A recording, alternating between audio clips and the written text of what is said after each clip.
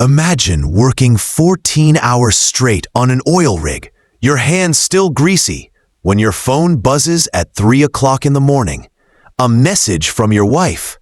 You expect, "I love you" or "miss you." Instead, you read, "I'm leaving you. I found someone else, a 25-year-old, and I'm taking all our money with me. Goodbye." This is the true story of Miles Harrington, a man who gave 27 years of his life to one of the toughest jobs in the world, only to be betrayed in the coldest way possible. But what his wife never realized? Miles had a plan of his own, one that would turn her world upside down. My name is Miles Harrington. I'm 52 years old, and for the past 27 years, I've worked on oil rigs all over the world. Long shifts, brutal heat, dangerous conditions, but the pay was good enough to build a life back home in Texas. At least, that's what I thought. It was 3 a.m. in the Persian Gulf when it happened. I had just finished a 14-hour shift on the rig. My body ached, my hands were black with grease, and all I wanted was a shower and a few hours of sleep before the next round. That's when my phone buzzed. Now, when you're working thousands of miles away, every message from home feels important. It could be news about family, something with the house, or just a little reminder that someone is thinking of you while you're gone. I picked up my phone, expecting a simple, "Miss you, honey." Instead, I saw this. "I'm leaving you, Miles. I found someone else, a 25-year-old, and I'm moving to Palm Springs with him. I'm taking all our money with me. Goodbye." Attached was a screenshot of our joint bank account. Where there should have been $142,000, the balance showed $0. Empty. Gone. And to top it off, a kiss emoji. Like this was some kind of sick joke. I sat there in my cramped bunk, surrounded by the low hum of machinery and the snoring of two other riggers, just staring at the screen. 18 years of marriage, reduced to a text message. Most men would have thrown the phone, punched the wall, screamed into the night. But me, I just sat there, calm, cold, and after a long minute, I typed back 4 words. "Sure. Good luck." Then, I turned the phone off. I didn't sleep much that night. My mind ran through every memory, every red flag I had ignored. The missed birthdays she resented, the arguments about me being gone too much, the way she redecorated our house last Christmas without even asking. I should have seen it coming, but love has a way of blinding you. The next morning, the guys noticed something was off. I skipped breakfast, skipped small talk, just threw myself into work. On an oil rig, focus isn't optional. 16 workers depended on me to keep things safe and operational. Personal problems? They stayed personal. But during lunch break, I checked my email, and there it was. Divorce papers. Already filed. The claim? That I had abandoned her, that my overseas work was emotional neglect. She had even hired a lawyer specializing in high-asset divorces. She wasn't just leaving me. She was coming for everything. And as if that wasn't enough, she wrote that her new emotional support partner was now living in our house back in Odessa, the house I had worked half my life to pay off. I shut the laptop, took a breath, and went back to work. Nobody knew it yet, but at that exact moment, something inside me shifted. The betrayal cut deep, but it didn't break me. Krista thought she had ended my life with one text message. What she didn't know was that I had already prepared for a day like this. And soon enough, she was going to find out. When I first met Krista, I thought she was the kind of woman who could light up any room. We met at my buddy's fishing supply store in Odessa, Texas. She was 31 at the time, working the register, laughing with customers, making jokes about how city boys couldn't bait a hook to save their lives. I was 33, already 10 years deep into oil work. Home between contracts, I'd been helping my friend stock shelves when Krista walked over with that smile of hers. The kind of smile that made you forget the world outside existed. We started talking, and before long, I was hooked harder than any fish I ever caught. 11 months later, we were married. Fast? Yeah, but back then, it felt right. I already had a solid foundation, a house I bought outright from an early oil investment, a good career on the rigs, and a future that looked stable. She said she admired my focus, my stability, my ability to provide. I admired her energy, her ability to make people feel at ease. At first, we had an understanding. My rotation schedule meant I'd be gone for months at a time. 2 months on, 1 month off in those days. But the money was exceptional. What I could make in half a year was more than most of our neighbors earned in 3. She would take care of the home, keep the roots steady, while I built our future. For a while, it worked. We were happy, or at least I thought we were. But around year 12, the cracks started to show. At first, they were small things. Complaints about missed birthdays, snide remarks about how her friends' husbands were always home for dinner parties. Questions like, "Do you really need to take this contract in Saudi?" Things I brushed off as part of the sacrifice. Looking back, those weren't cracks. They were fault lines. By the time I turned 47, Krista had changed. She stopped asking when I'd be home, stopped sending me photos of her day, of little things around the house. Our video calls got shorter, colder, until they felt more like obligations than connections. I told myself it was just the evolution of marriage, routine replacing excitement. But in reality, something had already shifted. Last Christmas, I came home to find our house completely redecorated. New furniture, new colors, new style. Not a trace of the home we'd built together remained. When I asked her about it, she just said, I needed a change. I thought she meant the walls and the floors. Now, I know she meant me. 2 months before that final text, I noticed something strange. Transfers from our joint account to one I didn't recognize. House repairs, she said. The foundation needed work. I drove by before leaving for my next rotation. No construction in sight. But there was something else. A black Audi parked in our driveway. One I'd never seen before. A few weeks later, she stopped answering my calls altogether. Just quick texts, busy with a new project. I almost flew home early, but I convinced myself to trust my wife of 18 years. That was my mistake. 3 days before the text that ended my marriage, I got a message from our neighbor, Harold. Just 4 words with a photo attached.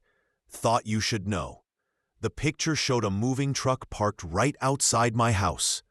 Our house. I stared at that photo for a long time. The life I thought I had was already gone. I just didn't know it yet. Most men in my position would have been ruined. A wife draining the accounts, filing for divorce, moving another man into your home, it's enough to break anyone. But here's the thing. I'd seen this movie before. Back in 2011, one of my coworkers on the rig, a guy named Tommy Raines, went through a divorce that left him with nothing. He'd been married for 23 years. The guy worked himself to the bone, just like me, pulling 12-hour shifts in blistering heat to keep food on the table. When his wife filed, she took the house, the savings, and even part of his pension. Tommy was left renting a one-bedroom apartment at 50 years old. Watching him spiral into depression, broke and alone, was like staring at a ghost of what could happen to me. That's when I made a decision.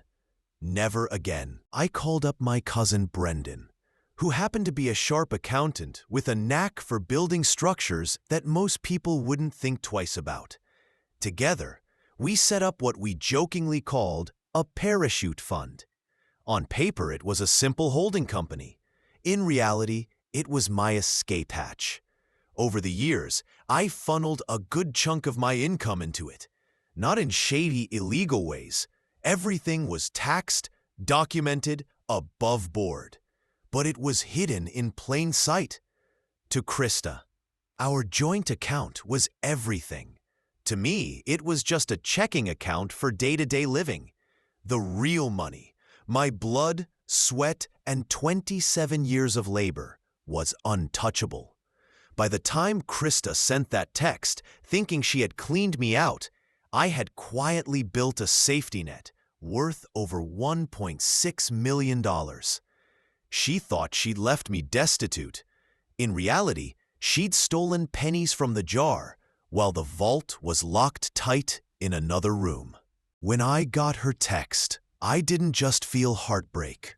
I felt confirmation. Every gut instinct I'd ignored, the secret transfers, the coldness in her voice, the mysterious Audi in the driveway, all of it clicked into place. And instead of panicking, I did exactly what Brendan and I had planned years ago. We had a phrase for it: Protocol Winter. Protocol Winter wasn't about revenge, not at first. It was about survival. No emotional reactions. No desperate phone calls. No begging her to come back. Just ice-cold calculation, like shutting down an oil line before it bursts. Systematic, controlled, deliberate. The first step was to lock down the parachute fund, make sure every cent was secure. Brendan double-checked the accounts that very night. She has no access, he assured me over a grainy video call. The second step was to document everything: emails, transfers, text messages, proof of every lie she told, every cent she tried to steal. Brendan had me forward him Krista's bank activity, and within hours, he'd already spotted patterns. Money moving not just to her personal account, but to another one entirely. And here's where the real twist came. That other account wasn't hers. It belonged to her new boyfriend, the 25-year-old she'd left me for. His name was Devin. And judging by the transfers, he wasn't just living off her. He was draining her too. Krista thought she'd found freedom. What she didn't realize was that she'd jumped straight into the arms of a con artist. And I was going to let him play his game until the trap snapped shut. Once Brendan uncovered the transfers to Devin's account, the picture became clear. Krista hadn't just betrayed me. She had fallen for a predator. Devin was 25, unemployed, and had a history. Brendan dug through public records and found that Devin's name was attached to 3 different women in the past 5 years. Each story followed the same pattern: whirlwind romance, promises of adventure, then drained accounts, credit cards maxed out, and a sudden disappearance. By the time the women realized what had happened, Devin was already living with his next target. It was like watching a parasite move from one host to another. And now Krista was the host. Most men would have confronted her right then and there, flown home, stormed into the house, demanded answers. But that would have been emotional, and emotions are sloppy. Protocol Winter was about patience, timing. The first thing I did was get a lawyer. Not just any lawyer, Cynthia Graves, a bulldog in divorce and fraud cases. Cynthia didn't flinch when I laid out the details. She leaned back in her chair, smirked, and said, She thinks she's clever. Let's show her what clever really looks like. Together with Brendan, we froze every account Krista had access to. Within 48 hours, her credit cards stopped working. Her new life in Palm Springs with Devin hit a brick wall. Then Brendan found the part that made my blood run cold. Texts between Krista and Devin. Not just about money. Not just about their new life. But about me. One message from Devin read, "When's the policy payout again? Can't believe he hasn't changed it." And Krista had replied, "Still in my name. Once the divorce goes through, he's worth more dead than alive." Insurance fraud, conspiracy, planning my death as if I were just a paycheck waiting to be cashed. That was the breaking point. I wasn't just a husband betrayed anymore. I was a target. Cynthia moved fast. With the evidence of forgery, fraudulent transfers, and now conspiracy, she filed motions that not only secured my assets, but triggered a criminal investigation. Devin, with his history, was already on law enforcement's radar. Adding Krista to the mix made them both very interesting to the district attorney's office. I booked my flight home quietly. No announcement, no confrontation over the phone. I wanted the element of surprise. The day I landed back in Texas, I didn't go home. Instead, I met Cynthia and two sheriff's deputies outside my own house. Divorce papers, fraud charges, and subpoenas in hand. When Krista opened the door, she looked shocked to see the deputies. But when I stepped out from behind them, suitcase in hand, the color drained from her face. For the first time in months, I spoke directly to her. Calm, steady, like I was back on the rig shutting down a dangerous line. "Game over, Krista." Devin tried to puff out his chest, stepping into the doorway like some kind of guard dog. But when the deputies handed him his summons, the bravado evaporated. The trap had sprung, and they were caught. The sight of deputies handing Krista and Devin their papers was only the beginning. I'd spent almost 2 decades giving her the best of me, and she had reduced me to a line item on a balance sheet. Now, it was her turn to face the numbers. Every fraudulent transfer, every forged signature, every text message plotting to cash in on my death. The legal process moved faster than I expected. Maybe it was because Cynthia, my lawyer, was relentless. Or maybe it was because Krista had left a trail so sloppy a rookie cop could have unraveled it. Either way, within weeks, we were standing across from each other in a courtroom. Krista came in wearing a navy blazer that still had the price tag dangling from the sleeve. She wanted to look professional, respectable, like the betrayed wife of a workaholic husband. But the evidence told a different story. Cynthia presented the bank transfers first, slide after slide showing money funneled not into house repairs, but straight into Devin's account. Then came the emails, the text messages, the insurance policy screenshots. The room went quiet when the message about me being worth more dead than alive flashed across the projector screen. Krista's lawyer tried to spin it as emotional venting, but the judge didn't buy it.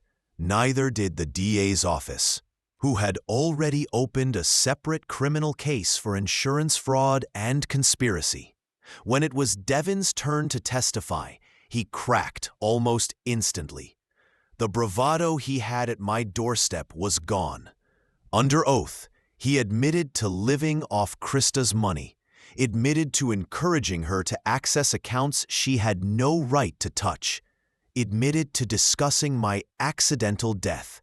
He thought painting himself as the bad influence would win him leniency. Instead, it nailed Krista to the wall. The verdict was brutal and satisfying. Krista lost everything. The house remained mine. The joint account balance she thought she'd secured, restitution. She was ordered to pay back every cent she had stolen, even if it meant garnishing her future wages. Spousal support? Denied. Property split? Minimal. And then came the kicker: probation, a criminal record, and a looming fraud case that could still send her to prison. As for Devin, he didn't even last through sentencing. 2 days later, he vanished, just like he had with the women before Krista, left her broke, humiliated, and alone. 6 months after the divorce was finalized, I made my move. I sold off the few things that reminded me of her: the wedding china, the furniture she picked out, even the SUV she insisted we buy to look like a successful couple. Then I drove north, all the way to a cabin I'd quietly purchased years earlier in Montana. Now I wake up to the sound of birds instead of machinery. My days are filled with fishing trips, coffee on the porch, and peace I never thought I'd earn. The parachute fund keeps me comfortable, retired earlier than planned.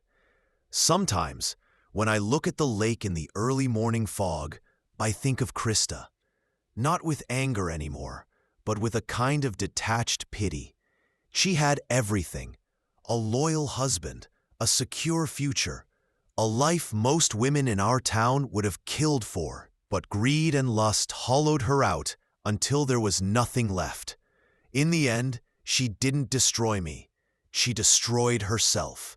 And the best revenge? I didn't have to lift a finger. I just let the truth do the work. Devin was gone. Just like Brendan had predicted, the moment the papers were served, he slipped away under the cover of night, taking with him what little remained of Krista's jewelry and the cash she'd hidden in her purse. When Thomas confirmed it, I wasn't surprised. Men like Devin didn't change their patterns. They just moved from one target to the next, leaving wreckage behind. This time, Krista was the wreckage. The days leading up to the hearing were strange. My phone buzzed almost constantly. Krista called, texted, emailed, desperate messages full of apologies, half-baked explanations, and promises to work things out. I didn't respond to a single one. Silence was my answer. At night, Brendan and I sat in his Houston apartment, reviewing more evidence he had dug up. Credit card receipts in her name that Devin had used. Hotel bills from weekends when she told me she was visiting her sister. Even a receipt for an engagement ring Devin had bought using her money, likely meant for the next woman he'd con. "She's circling the drain," Brendan said, shaking his head as he clicked through the files.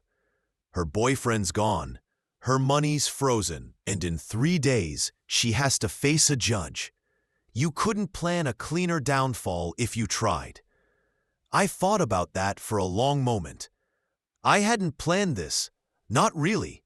I'd only protected myself years ago with Winter Holdings, and now that foresight had saved me.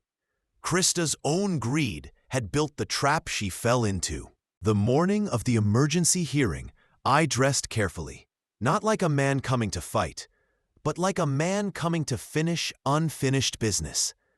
Navy blazer, pressed shirt, steady hands. Brendan handed me a fresh cup of coffee and looked me square in the eyes. "You ready?"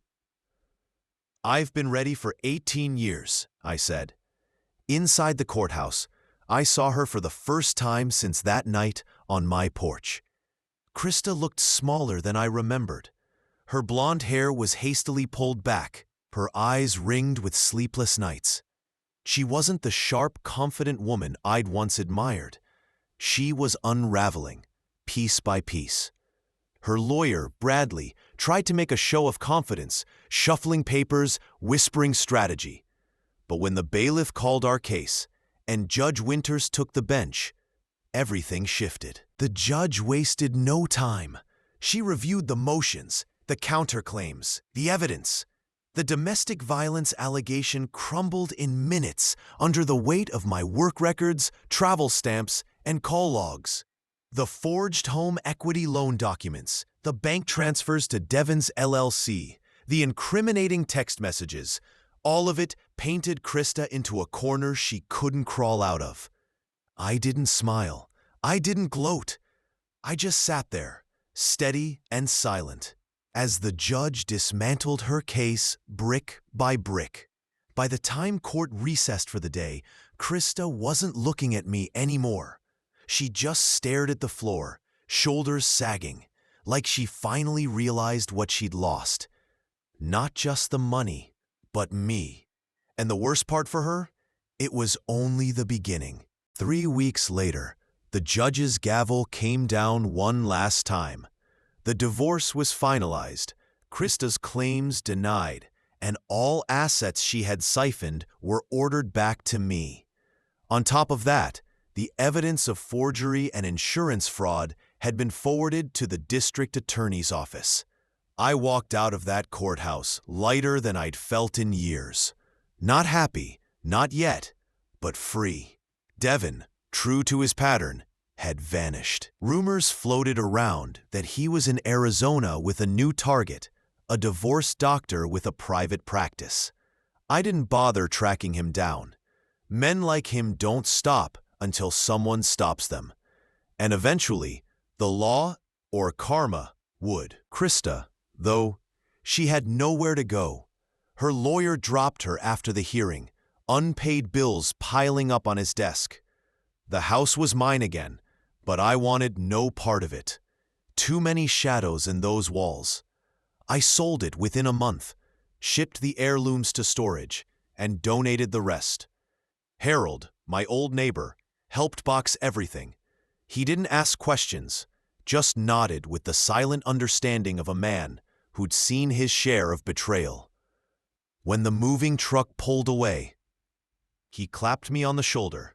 "Fresh start," he said simply, and he was right. I took my fresh start in Montana, a 40-acre cabin property I'd bought quietly years earlier through Winter Holdings. Krista never knew about it, never even knew the land existed. It became my sanctuary. The first weeks there, I spent my time repairing the porch, stacking firewood, and fishing in the creek that cut through the meadow. Every swing of the hammer, every pull of the saw, felt like reclaiming a piece of myself. No noise of drilling rigs, no texts full of lies, just the wind in the pines and the crackle of a fire. Sometimes at night, I'd pour a glass of bourbon and sit outside, staring at the stars. My mind would wander back through the years, the good times, the laughter, the moments with Krista that had once been real. And then I'd remember the screenshots, the forged signatures, the plan to cash in on my death. That thought always hardened me again. One evening, Brendan sent me an envelope with the final dissolution papers for Winter Holdings.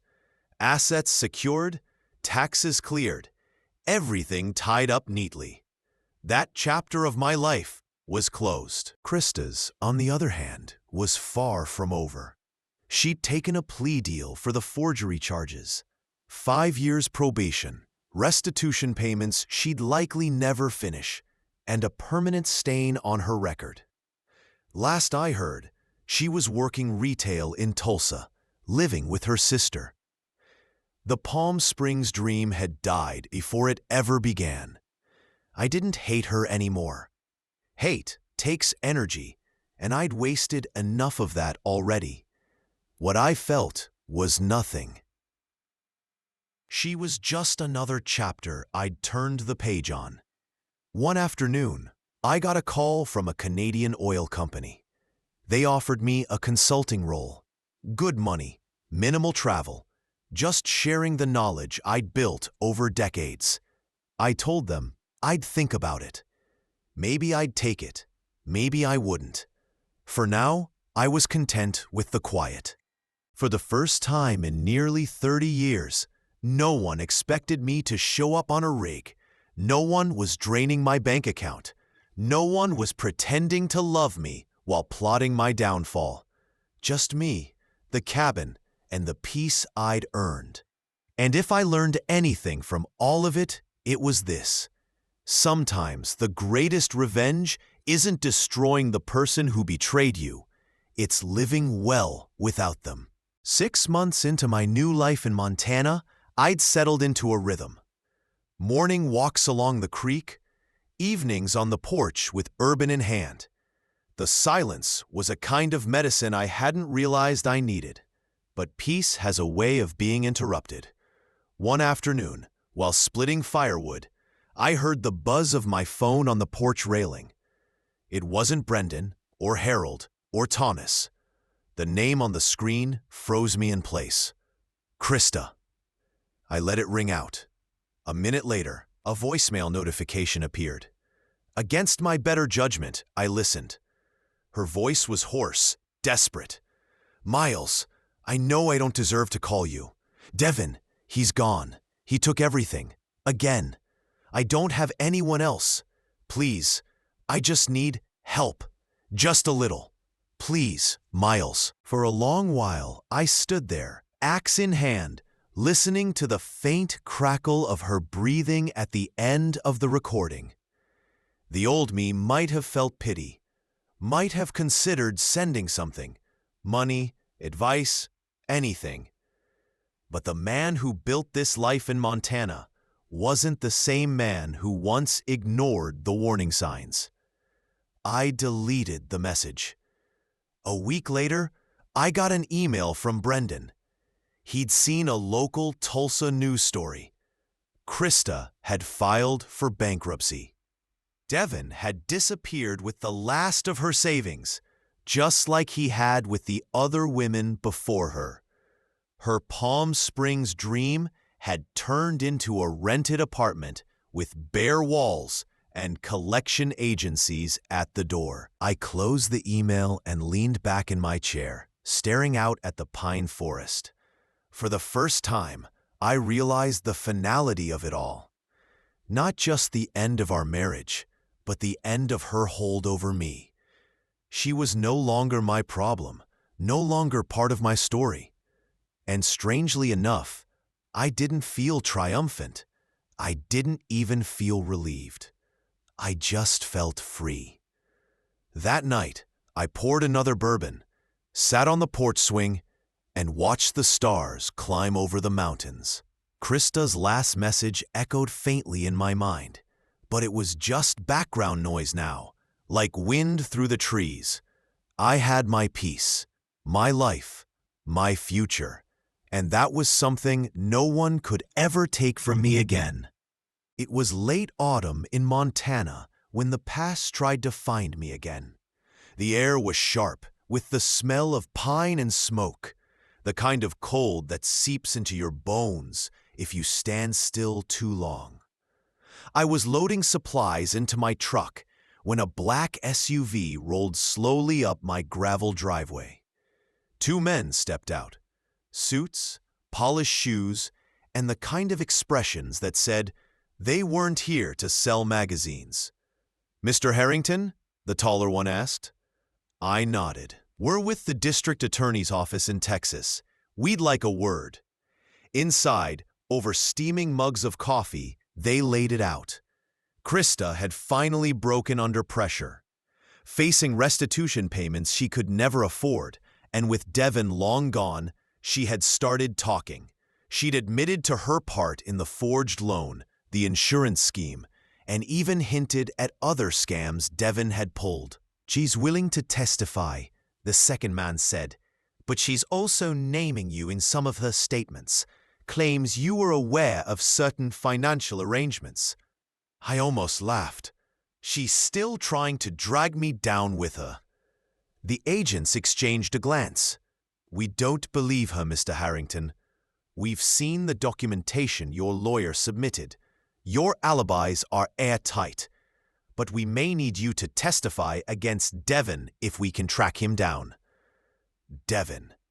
That name again, like a shadow stretching over every part of this mess.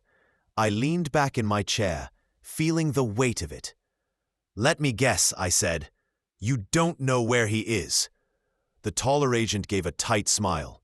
"Not yet.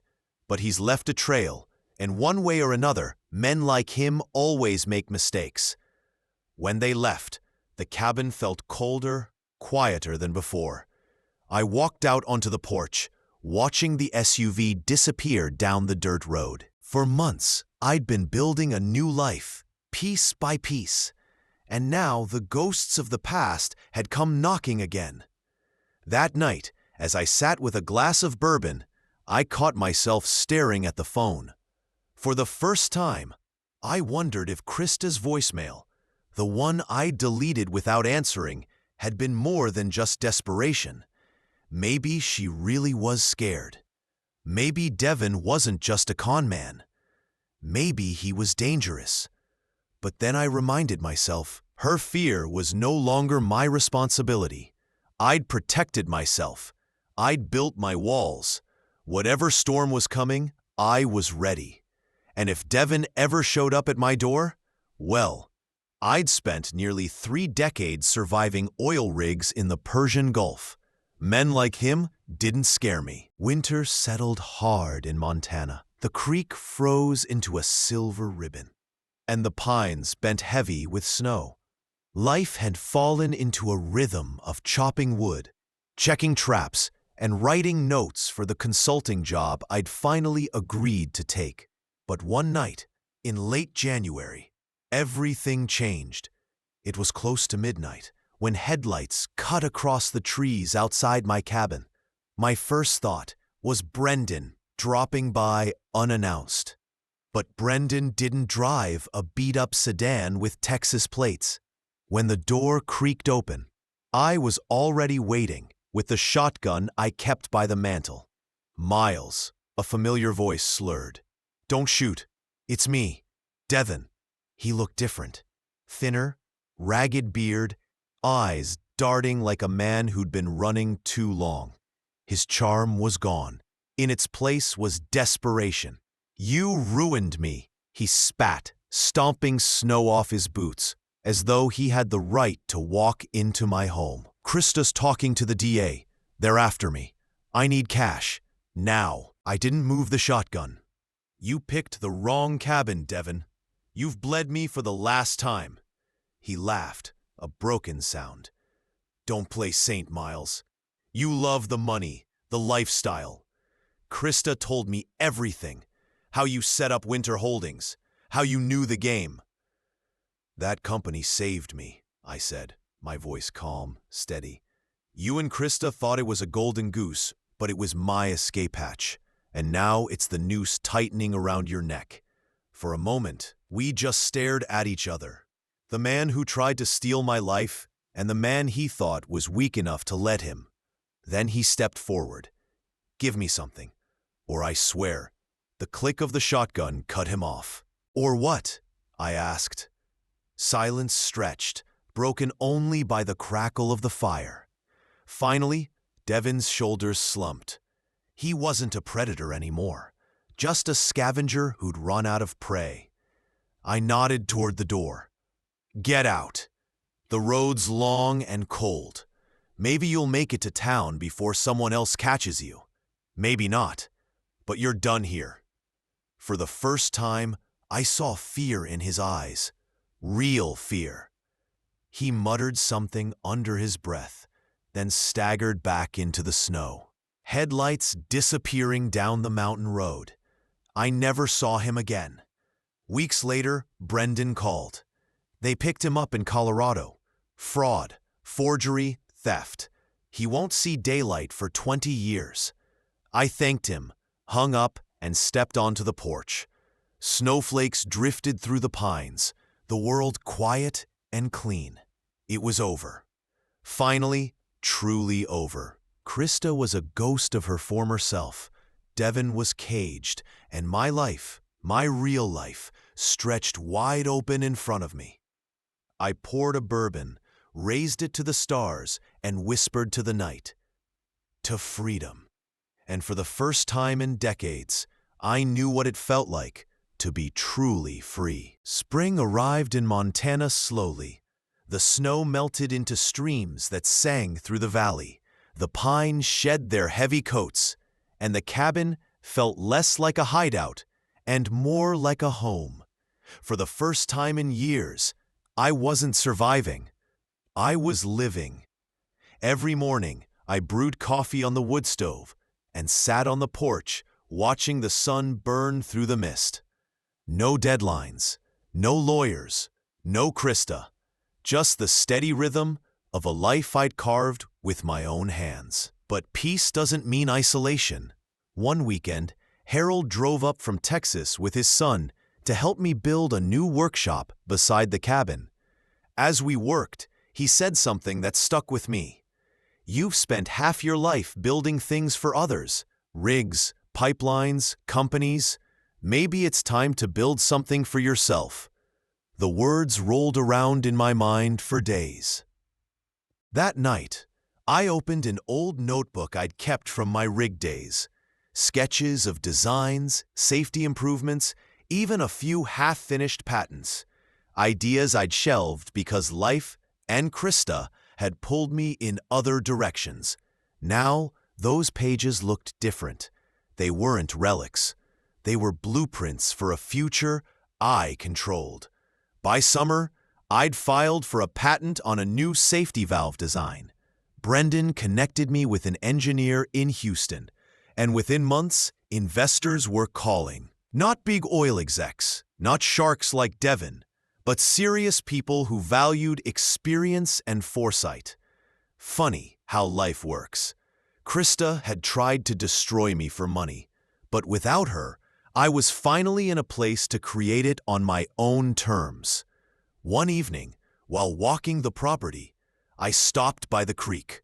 The water was low and clear, and for the first time, I let myself think about something I hadn't dared since the divorce. Companionship. Not Krista, not anyone like her, but maybe someday, someone who saw me for who I was, not for what I had. For now, though, I was content. As I stood there, the last light fading behind the mountains, I thought about everything I'd endured. The betrayal, the schemes, the nights wondering if my own wife wanted me dead.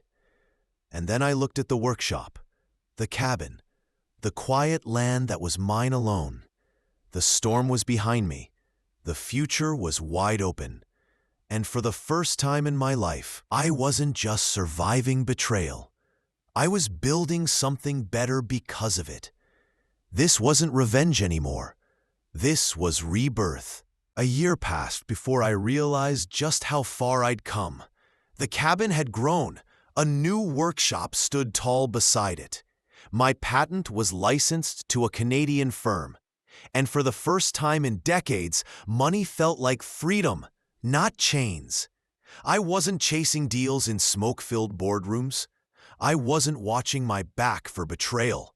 I wasn't wondering if the person across the dinner table wanted me, or just what I could provide. I was free. One afternoon, Brendan visited. We sat on the porch, sipping bourbon, watching the sun slip behind the mountains. "You know," he said, "most men your age would have let something like this break them. Krista, Devon, the courts, the lies. It's enough to hollow a man out." I nodded slowly. It almost did, but it didn't.